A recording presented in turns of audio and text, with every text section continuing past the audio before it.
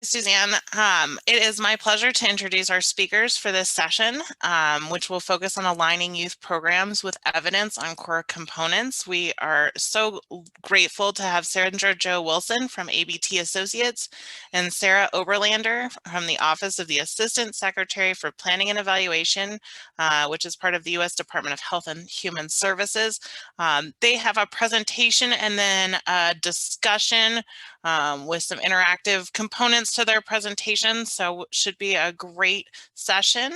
And with that, I will turn it over to them. Great, thank you. You already introduced us. So right, I'm Sarah, and you heard that my colleague Sandra is here from ABT Associates. And we're so excited to be doing this work and sharing this work. And right, we really can talk about it with each other all day, but we're here today for you to talk back to us. So that we can get your thoughts on this idea of core components and our sort of example. So Sandra, do you want to say hi, or do you want to just? Yes, I will say hi. I'm Sandra Wilson. Hi, everyone, and you'll hear from me a little bit later. Perfect. Okay, so we did introductions. I think now we're doing a poll. Let's see if this works. Who are you? Isn't this an important question? Please select your professional role, and you can select more than one. So you're gonna check your boxes and hit submit, and we'll give everybody just a second. That'll help us understand where you're all coming from. So just a couple more seconds.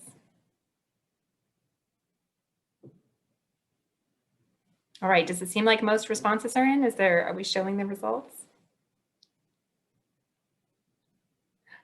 Here we go. Okay, 40% project director, 40% research evaluator. Great. Oh, and other, you can type it in the chat. I meant to say that. So we welcome you to type it in the chat if you said your who are you is other, which is kind of strange. And anything else that you want to say in the chat? I think about this session where we're going to be introducing core components approaches to evidence-based practice. So if you have experience with core components, if you've heard the term before and not, understood what it is, whatever you want to say, we want to hear it in the chat. So feel free to type in there. What else we're going to do today is sort of present an application of core components in the youth prevention field, as I mentioned, and then discuss how we've translated these research findings into practice guides so that hopefully people in the field can actually take them and use them. So our three objectives for today are to share our work with you, as I mentioned, and to more importantly, listen to your feedback and your suggestions and sort of talk about how we could think about improving this work and work like it, work that comes in the future to better support youth serving organizations, which I think is what we're all about. So if we go on to the next slide, thank you for writing in the chat, go for it. Okay, go, already covered that. So many of you probably know that there have been, for quite a few years, a bunch of different federal efforts to support evidence-based practice and evidence-based decision-making. So the US government is interested in, helping people know through research what works and what they could be choosing to administer in their own communities. So a lot of times that has looked like systematic reviews of existing research on program effectiveness. So the Department of Education's What Works Clearinghouse, Department of Labor's CLEAR, which is also an evidence-based clearinghouse, HHS's Home Visiting Evidence Review of Effectiveness, or Home V, Department of Justice's Crime Solutions, non-federal ones like Blueprints. So all of those, they systematically take a look at research and then they kind of rate it or describe it or somehow present it back to the viewer to say, okay, here's what we learned from this. And if you replicated this program in your community, what you might be looking for to get. And then the next step of that has been sort of tiered evidence schemes that incentivize the use of this evidence. So that could be grant making, like I3 or the Teen Pregnancy Prevention Program, the Workforce Innovation Fund, or federal financing like the Family First Prevention Services Act, or maternal, infant, and early childhood home visiting program. So some way of the government, directing funds, directing people to use this evidence. And typically, this has all been based on sort of model programs that are branded or manualized programs that have support through evaluations for them. That's typically been what it looks like. So our next poll, is this a real poll? Or we're going to type in the chat. There we go. Are you currently implementing, evaluating, or working with model programs like those found on a registry or homegrown programs? So homegrown is the term we're using for you all created it or someone else like you created it, and that's what you're adapting. You can't necessarily, buy it off the shelf and get a training because it's been determined to be a model program on one of these registries. Let's give people a few more seconds to answer this poll. This will help us understand where you're coming from in terms of this evidence. And again, feel free to type anything else you want. If this feels constraining to you to have to choose between these options, you could type it in the chat. Evidence-based homegrown program, see? All right, let's see the results. Okay, so lots of people doing both, or homegrown or a local adaptation. So I think this is, we can go on to the next slide. This is what we have seen, is that actually there's not as much uptake of the model programs as I think people thought there would be. So this led to a different approach of core components. So how do you ensure a high level of quality when it's not practical to select and replicate a single evidence-based program? This is our question. Core components are a different way of thinking about evidence. So we're looking at specific programs and their components. So the components could be things like the content of it, the delivery format, the dosage, the implementation strategies, the delivery personnel that could influence whether or not a program is effective. So, right, all of those things matter in addition to just the content of the program that you might be able to purchase for a model program. And it complements the model programs approach and leverages the large body of evidence on both model programs and homegrown programs, as we saw in the chat. Folks said there's evidence on homegrown programs too that often shows that they're just as effective or not, if not more, than model programs. So we should be looking at those too. Okay, so I think we're going to go to the next slide. Is this where you start, Sandra? Yes, I think this is where I start. Okay, thank you, Sarah. I realize since I'm sharing my screen that my notes to myself are hidden. So I quickly printed them out while Sarah was talking. So forgive me if I look down while I'm remembering what I said I was going to talk about. Okay, so I'm going to give you a little more background on our project and then jump into kind of the good stuff, we hope. And so core components are the parts, features, attributes, characteristics, or components of a program that research shows are associated with its success. And our project, which we call Program Improvement with Evidence, involves collecting a huge array of well-controlled research studies that involve children and youth across a whole bunch of different program environments, school-based, community-based, etc. And we include both model programs as well as locally homegrown programs if they have a research study that we can include. And then we use meta-analysis to help us identify the components that are associated with the best outcomes. I'm not going to talk about the technical stuff today, but if anybody's keen on that, feel free to reach out and we can talk another time about the nerdy stuff. So once we identify the core components from the research studies, we put them together into sets of recommendations that are intended to provide program administrators with guidance on ways they might go about taking their existing program and looking for ways to make changes within their program to align those programs with what the evidence says is effective. And I put a link here for what we've done so far on the project. And our plan for the rest of the talk is to show you the guidelines that we've developed and how we envision people using them. And then we'd like to talk to you about that and find out what you think of that. And we'll have questions that guide us through that process. But be thinking about, if you were to pick up something like what we're talking about today, what else you need if this sounds like something interesting. Okay, so our process for collecting all the evidence starts with a target outcome. And so our guidelines start with the target outcome. And once we identify target outcomes, say youth behavior problems, we then collect all the evidence on programs that measure their effects on that outcome. And you know, we know that most programs, including the ones all of you work with, target more than one thing. But we also know that a program isn't necessarily going to have the same impact on all its target outcomes. So your program might target both behavior problems and academics, say, but it may work really well on behavior and only fair on academics.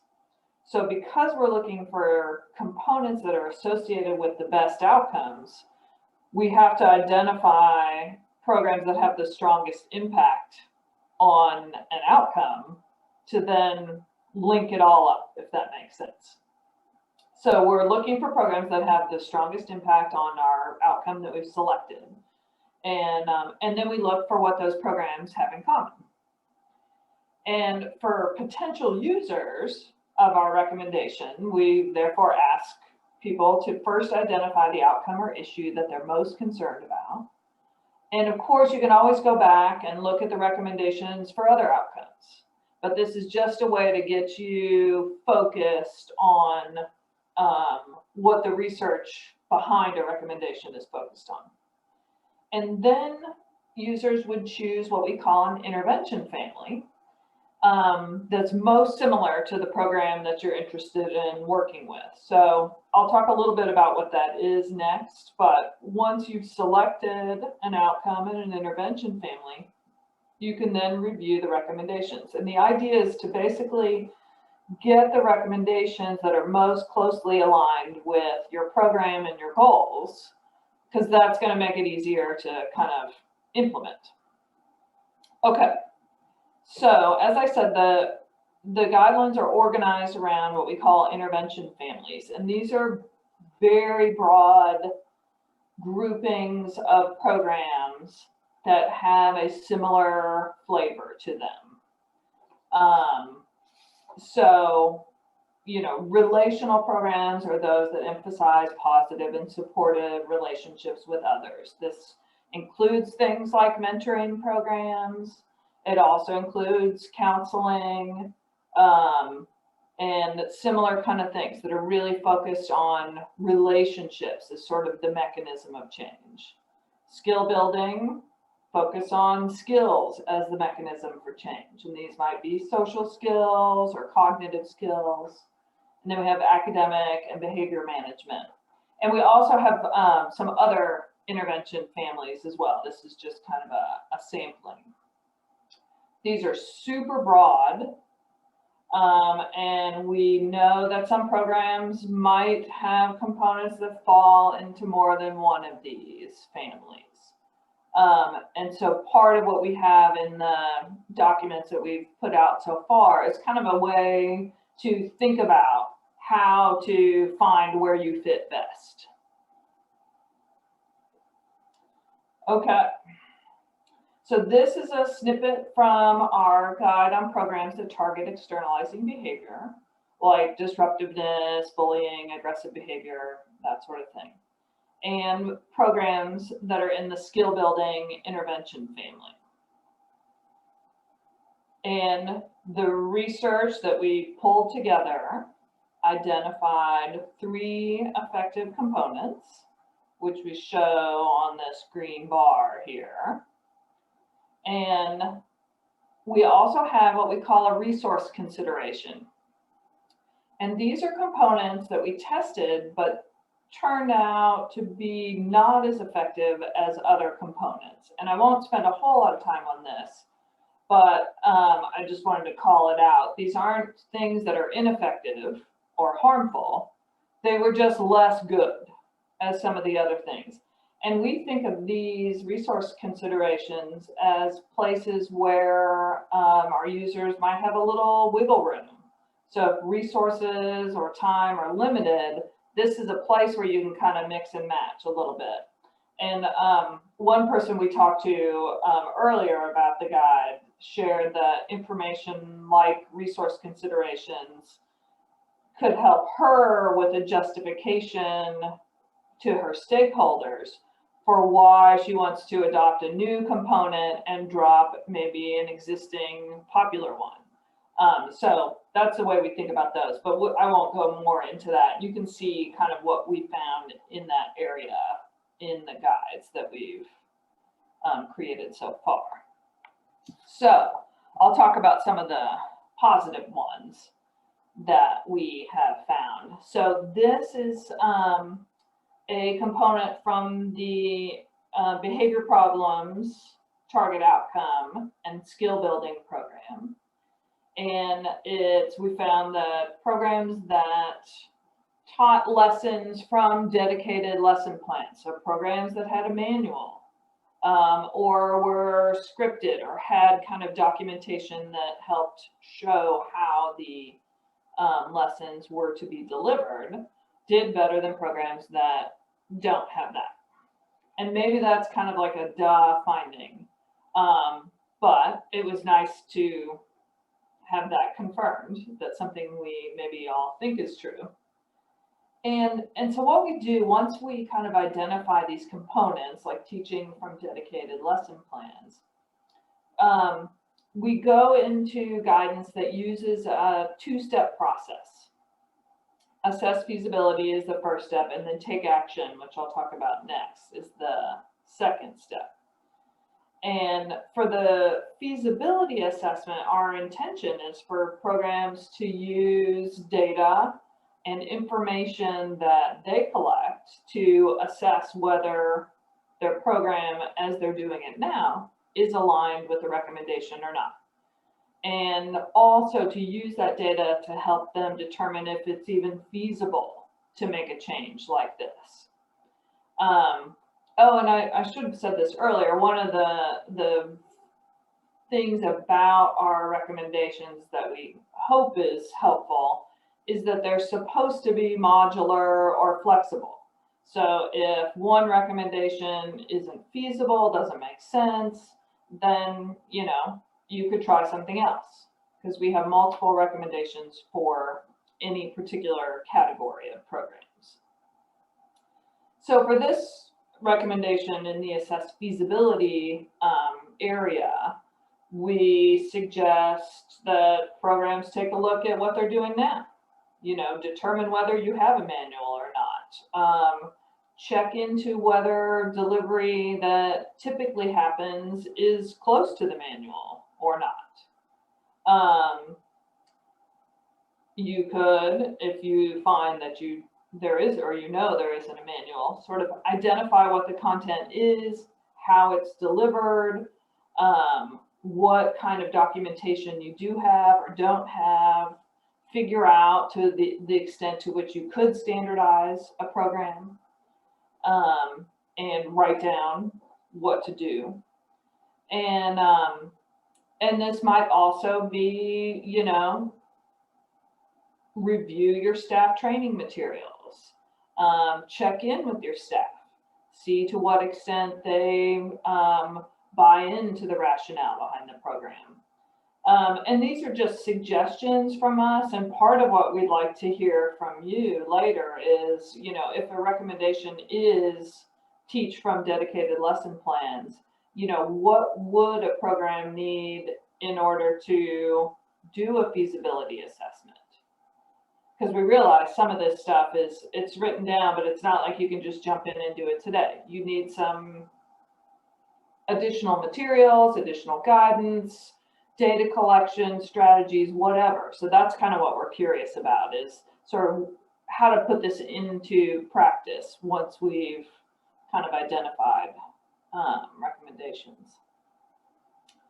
So then the next step is, once you've kind of made your feasibility assessment, would then be to consider various actions depending on the results of that assessment. So it might be to, create a manual for your program. It might be to change the way it's delivered to ensure that what you're doing in practice follows the program model. You could also identify adaptations that your delivery people could make without affecting the program theory. You can incorporate training into this. So it's a mixed bag of suggestions and, mix or match. But the idea is to think about, whether it's feasible to make a change and then how to go about making that change, should you think that's a good idea. This is another example, also from the same guide on youth externalizing behavior problems as our target outcome, but in the relational programs intervention family. And in this case, one of our recommendations was that the programs that focused on opportunities for youth to learn and practice interpersonal skills or intrapersonal development, or both, were more effective than programs that did not have components like this. And so we have a recommendation. We describe what kinds of skills or intrapersonal content was used in the programs that were effective, that had this component. And then we go into our assess feasibility and take action. So here are similar kinds of ideas, use data to figure out whether you're already covering these things or not. Determine whether there is room to add something if it's not already there. Does this mean you need to increase the length of your program? Does this mean you need different kinds of training for your staff? Is this going to cost more? All of that kind of stuff that would go into making a decision about making a change is here. And then should you decide it's feasible and that you have the resources to do it, there are various ways to put that into practice. Including, bringing in some help from the outside, engaging youth, creating training programs, and so on. Okay, I might have kind of gotten to the end here. Yeah. Okay. So how about we take questions first, and then we can kind of launch into some of our discussion.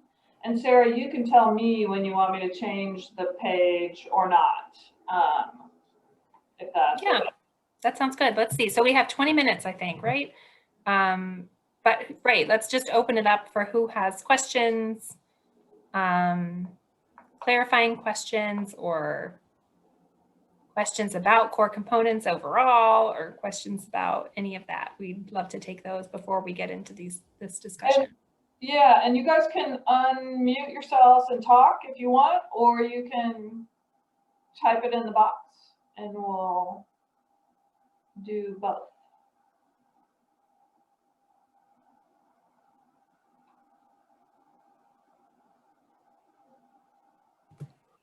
Or we can start with the discussion questions. People, give them one more minute. Maybe they're furiously typing away in the chat. We can't get it out fast enough. I think right off the bat, right, we're wondering,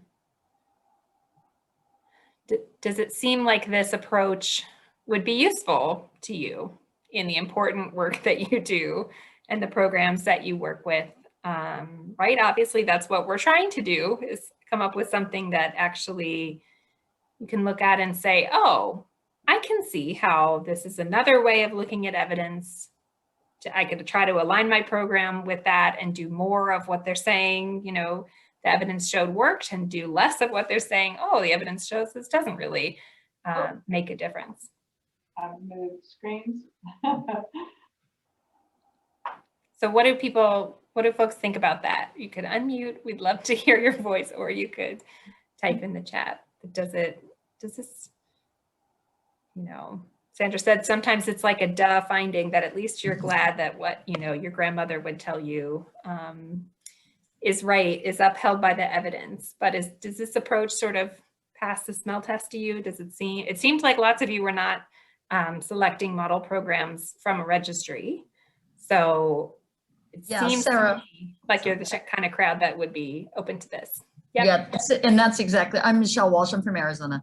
And just going through it, I think that's right. Thinking about, ours is kind of a hybrid, some of the things that we're using, but there is so much, you know, either things get so adapted from evidence-based that they're kind of something new, or it is in working with community, you know, the feedback that you're getting is, no, this is not for us. This is what we need. You know, here, you know, we were talking this morning and hearing this morning about that idea of coming to community and having it be community driven. And one of the things I've heard over this week is that's a real advantage of the SIPAR program is that understanding and a deep commitment to community. And so that folks are willing to hear, yes, we've come in with this, we worked with the community in the first place to come up with this proposal, but now that we're really in there and deeply in this work, we're hearing there need to be shifts. And so that idea of not shifting completely off the table, right? That we're just moving, you know, around the table a bit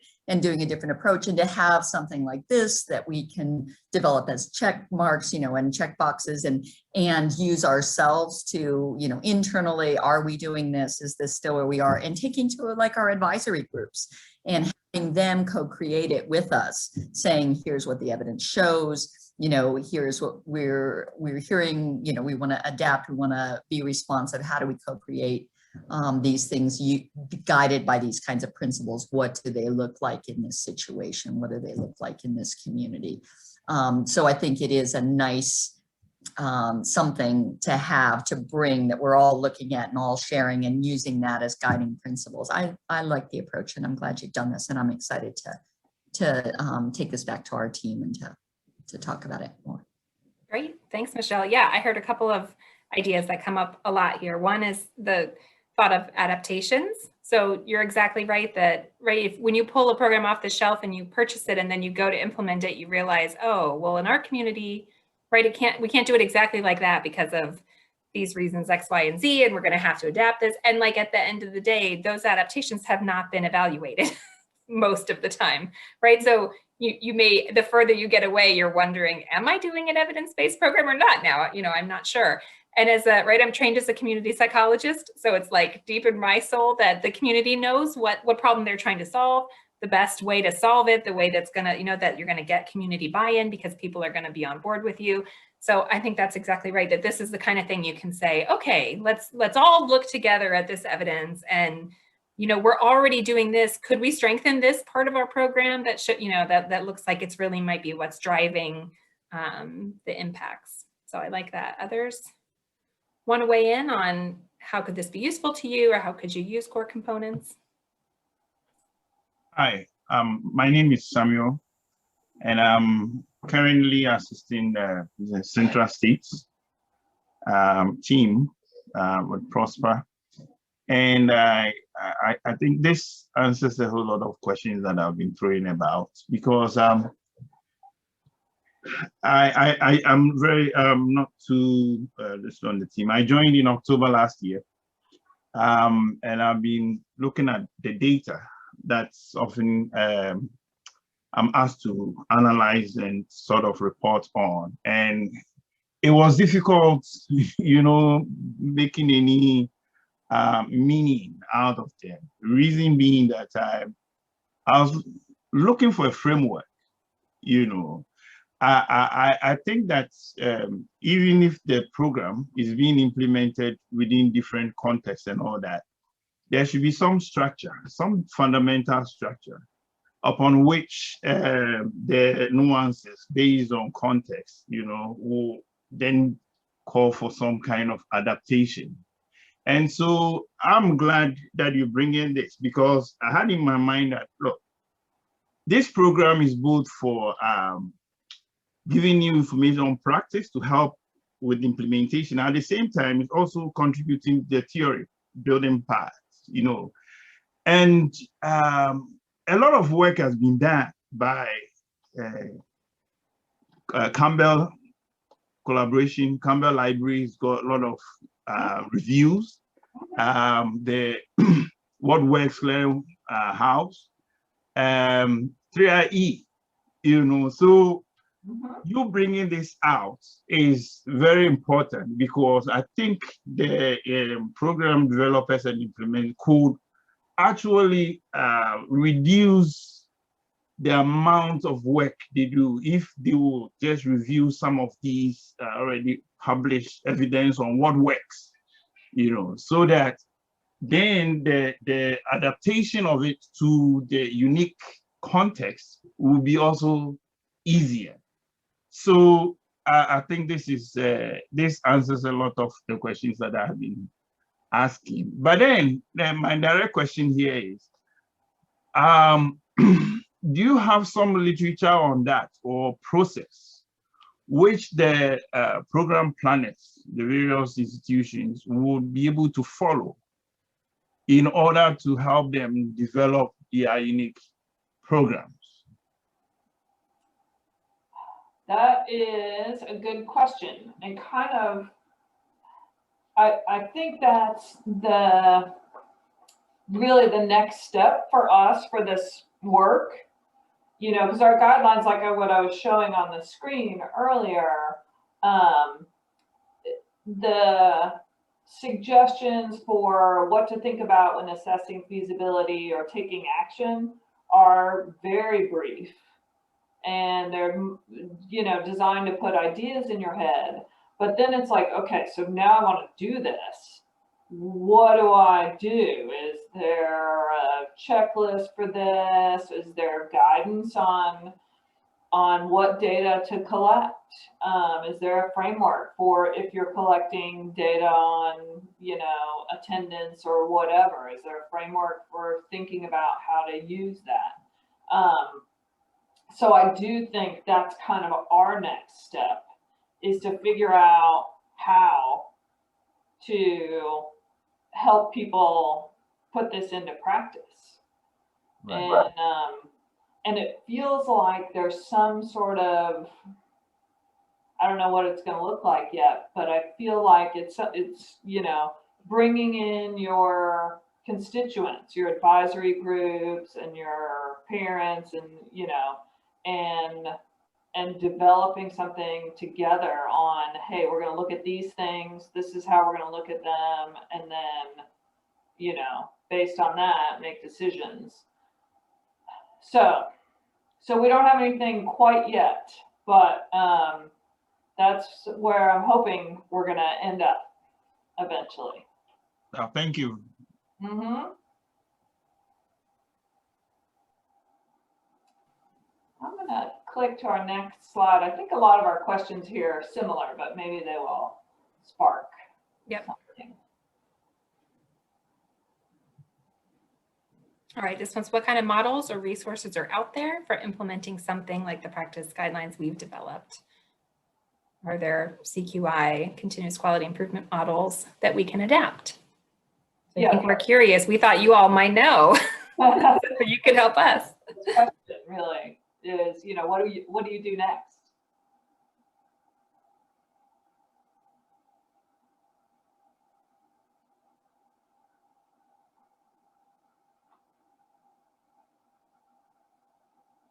And I don't know whether, you know, in the after school programs kind of space, There's the youth program quality assessment. I don't know if any of you have heard of that, and it's based on core components also.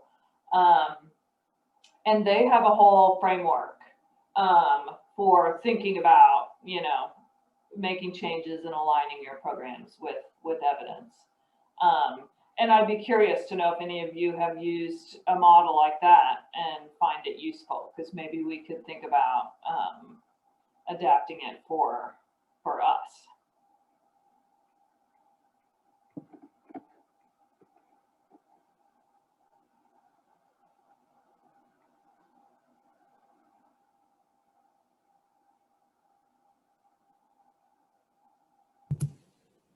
Don't be shy, you can tell us.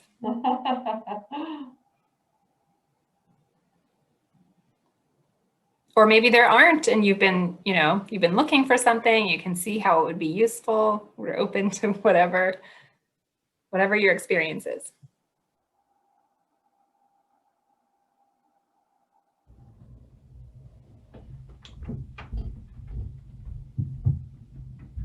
Yep, I think Sandra can put in the YPQA in the chat box so folks can look it up. Ah, yes. QA. It's put out by the Forum for Youth Investment. Youth Program Quality Assessment. You should be able to Google it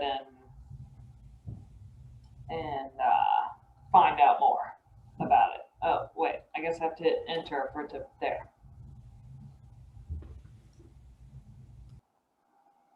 You guys can also show us your pets, as you've seen mine. Since we're all likely at home. Okay.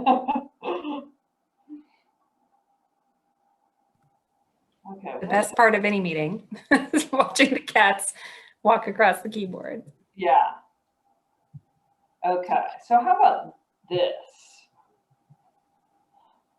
Yep, all kinds of barriers. Something like this. Yeah. What do you think the biggest barrier would be, or barriers?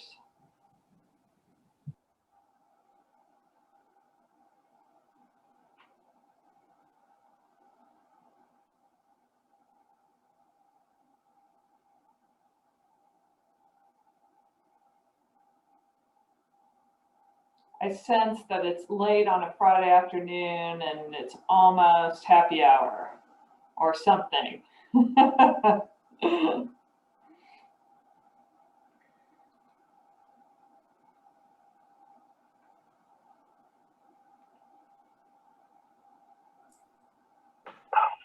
I think one of the barriers could be sometimes comprehension of the students. We recently had an evaluation of a program and a lot of students had some comprehension questions. So that could be sometimes a barrier depending on their comprehension level, depending on how the questions are written, or if you actually say the question out loud or actually walk them through it and you all go through it as a group. Because most of the time these evaluations are being done, each student is doing it on their own as a group, but we don't actually talk about it, you know, so I think that can pose a barrier. Sure, that makes sense. Ali, I see that you have your hand raised. Do you want to ask or comment? Hi, I think it was in the past slide. It's okay. Thank you.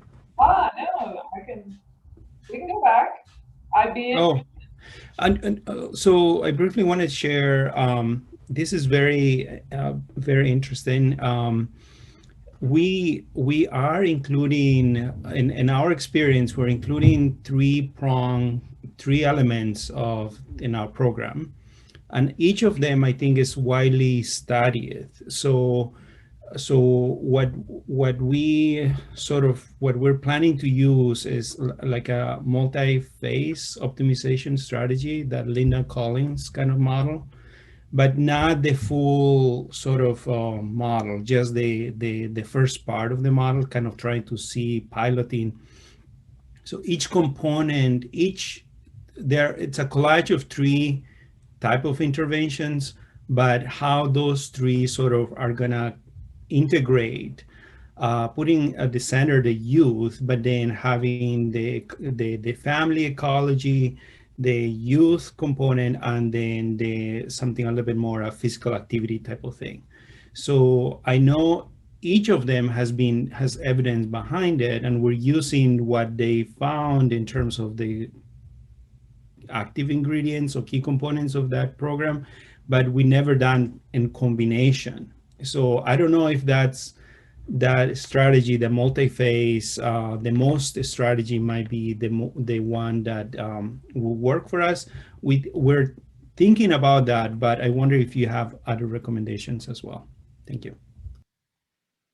That's a good question. And, you know, it's interesting is to think about, you know, I think whether you're doing something like what you described, where you're taking things that are evidence-based separately and putting them together, or whether you're doing something like this, like what we put together.